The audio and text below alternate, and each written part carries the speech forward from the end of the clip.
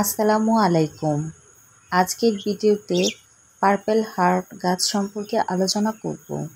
কিভাবে এই গাছের যত্ন নেবেন, কিভাবে এই গাছটি থেকে অসংখ্য চারা তৈরি করবেন, সে সম্পর্কে আজকে এই ভিডিওতে আলোচনা করব। ভিডিওটি না টেনে শেষ পর্যন্ত দেখতে থাকুন, আশা করি অনেক ভালো লাগবে। আপনারা ভিডিওতে দেখতে পাচ্ছেন আমার পার্পেল হার্ট গাছগুলোর তেমন কোনো যত্ন করা হয় না অনেক দিন ধরে, সেজন্য গাছগুলোর অনেকগুলো পাতা মরে শুকিয়ে গেছে। গাছগুলোতে অনেক আগাছাও জন্মেছে। নার্সারি থেকে প্রথমে শুধু একটি টবের পার্পেল হার্ট গাছ কিনে নিয়ে এসেছিলাম। তখন গাছটি এরকম ঝোপালো ছিল না, আস্তে আস্তে গাছটি ঝোপালো হয়েছে। তারপর ওই গাছটি থেকে কিছু ডালপালা কেটে দিয়ে সেগুলো থেকে নতুন করে চারা তৈরি করেছি।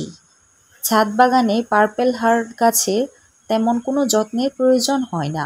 খুবই অল্প যত্নে আপনিও আপনার ছাদ বাগানে পার্পেল হার্ট গাছ লাগাতে পারেন। এখন আমি আমার পার্পেল হার্ট গাছগুলো থেকে সকল আগাছা তুলে নিব। আগাছা থাকলে পার্পেল হার্ট গাছগুলো ঠিকমতো বাড়তে পারবে না। আগাছা গাছগুলি মূল গাছের চেয়ে মাটি থেকে বেশি পরিমাণে খাবার গ্রহণ করে, সেই জন্য আগাছা গাছ রাখবেন না। পার্পেল হার্ট গাছে তেমন পানির প্রয়োজন পড়ে না, কিন্তু এই গাছটিতে প্রচুর পরিমাণে রোদের প্রয়োজন হয়। যাদের ছাদে বা যাদের বারান্দায় প্রচুর পরিমাণে রোদ আসে তারা এই গাছটি লাগাতে পারেন। পার্পেল হার্ট গাছে সকালবেলা হালকা গোলাপি রঙের ফুল ফুটে।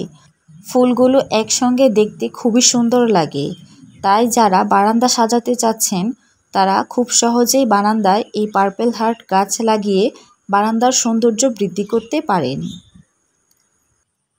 এইভাবে একে একে সবগুলো আগাছা গাছ আমি তুলে নিয়েছি। এখন ছোট একটি টবে মাটির সঙ্গে গোবর মাটি মিশিয়ে গাছ লাগানোর জন্য মাটি রেডি করে নিয়েছি। আমি যেহেতু টবটা ঝুলিয়ে রাখবো না, সেজন্য যে ডালপালাগুলি ঝুলে গিয়েছে সেই ডালগুলো থেকে নতুন চারা তৈরি করে নিব। আপনারাও চাইলে আমার ভিডিওতে দেখানো পদ্ধতি অনুসরণ করে পার্পেল হার্ট গাছের অসংখ্য চারা তৈরি করতে পারবেন। আপনারা অনেক সময় দেখবেন পার্পেল হার্টের এই ডালগুলো থেকে শিকড় বের হয়ে গেছে।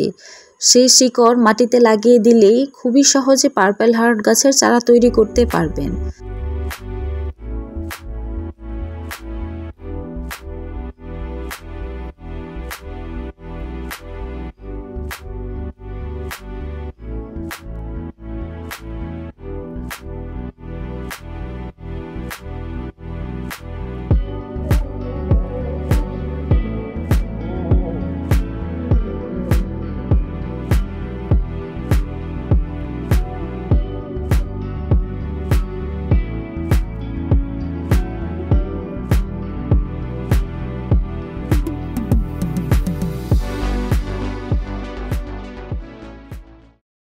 আমি সবগুলো ডাল কেটে লাগিয়ে নিয়েছি।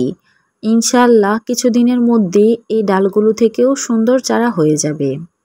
ভিডিওটি শেষ পর্যন্ত কেমন লাগলো অবশ্যই কমেন্ট করে জানাবেন।